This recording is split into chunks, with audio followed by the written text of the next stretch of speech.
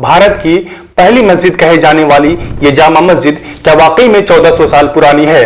और इस मस्जिद का एक हिंदू राजा के साथ क्या कनेक्शन है?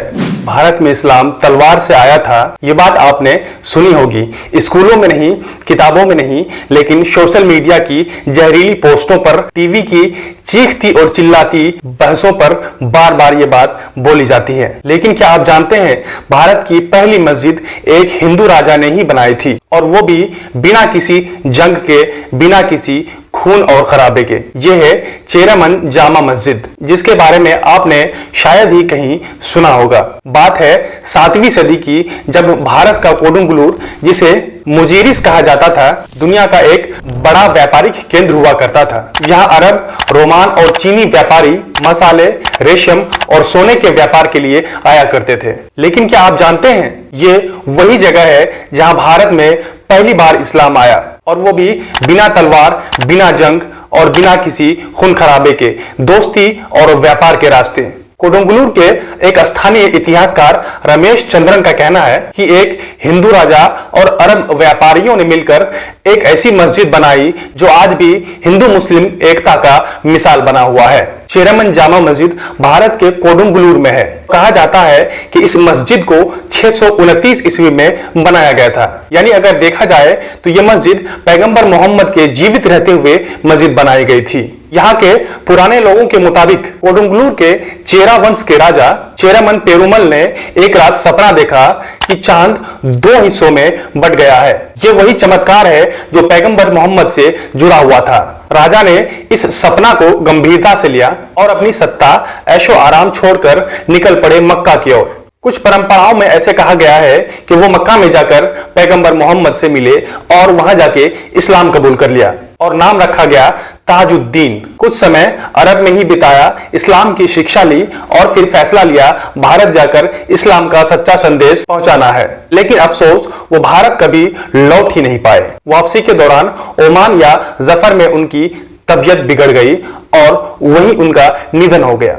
लेकिन मरने से पहले राजा अपने मित्र मालिक इब्न दीनार और उसके साथियों को भारत भेजते हैं और भारत के लोगों को इस्लाम का संदेश और वहां एक मस्जिद बनाने को कहते हैं। मलिक इब्न दीनार कोडुंगलूर पहुंचे और वहां बनाई गई भारत की पहली मस्जिद, और नाम रखा गया चेरामन जामा मस्जिद। लेकिन यहां सवाल उठता है, क्या यह कहानी सच है?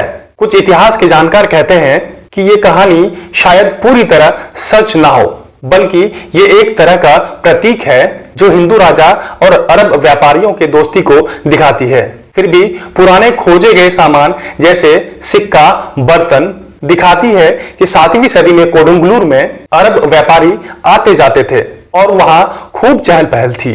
और मस्जिद का स्थान मुजीरिस बंदरगाह के ठीक पास है, जो उस समय का वैश्विक व्यापारिक केंद्र था। चेरामन जामा मस्जिद को भारत का पहला मस्जिद माना जाता है और इसका निर्माण 629 ईस्वी में शुरू हुआ था। इसका डिजाइन पारंपरिक केरल मंदिरों जैसा ही है। ढालवा छत, लकड़ी के खंभे और तांबे की परतें। मस्जिद में एक प्राचीन दीपक भी है जो सैकड़ों सालों से जल रहा है। और चौंकाने वाली बात यह है, इस दीपक में हिंदू और मुस्लिम दोनों समाज के लोग तेल डालते हैं। पुरातत्वविदों ने मुजीरिस में अरब सिक्के और बर्तन पाए हैं जो 7वीं सदी के व्यापार को दर्शाता है। लेकिन यहाँ एक सवाल यह भी है, अगर यह मस्जिद इतनी खास है तो इसे इतिहास के किताबों में उतना महत्व क्यों नहीं मिला? क्या इसीलिए कि यह सैन्य विजय की कहानी नहीं है, या फिर इसीलिए कि हमारी इतिहास हमेशा बड़े किलों और मकबरों पर फोकस करती है? इतिहास की किताबों में आपको कुतुब मीनार मिलेगा, लाल किला मिलेगा, बाबर, औरंगजेब, अकबर, सबका जिक्र मिलेगा। लेकिन ये मस्जिद, जिसे भारत का पहला मस्जिद कहा जाता है, जिसे एक हिंदू राजा ने बनवाया है, जिसे पैगंबर मोहम्मद के दौर में बनाया गया है, उसका नाम तक नहीं मिलेगा। चेरामन जामा मस्जिद सिर्फ एक इमारत नहीं, बल्कि एक मिसाल है।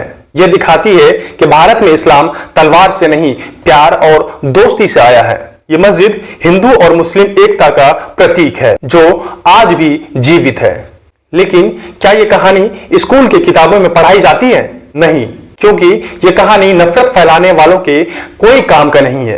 दोस्तों, चेयरमन जामा मस्जिद भारत की विरासत का वो हिस्सा है जो हमें एकता और भाईचारा का सीख देती है, लेकिन आज हमें इस सीख की पहले से कहीं ज्यादा जरूरत है। अगर ये कहानी आपको किसी किताब में नहीं पढ़ाई गई तो इसका मतलब ये नहीं कि ये सच नहीं है। चेयरमन जामा मस्जिद आज भी खड़ी है, दीपक आज भी जल रहा है, हिंदू मुस्लिम आज भी साथ है। अब यह तय करना हमें है कि हम इतिहास से सीखेंगे या नफरत से हार मानेंगे।